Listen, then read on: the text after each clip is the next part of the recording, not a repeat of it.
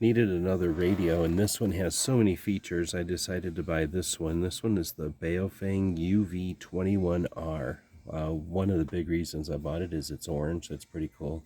But it's got a lot of features, starting off with the antenna. Right now I have the regular antenna on, but it does come along with a 39 centimeter orange whip antenna. That's a flexible antenna for your long range frequencies. This one has on off. That'll tell you the channel. You've got an LED light up front, push the talk on the side.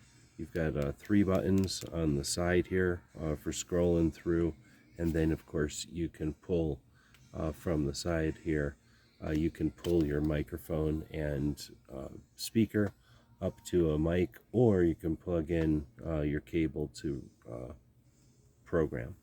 What else is neat about this one is when it's turned on and when you have another radio nearby, you just push that TXP or the number 2 button on the keyboard, and that's essentially going to search for the frequency of your other radio, and then it's going to automatically assign that to this radio so that you don't have to search for it on your radio, because this being a shortwave ham radio is probably going to be have a lot more channels on it than the other person's two-way radio.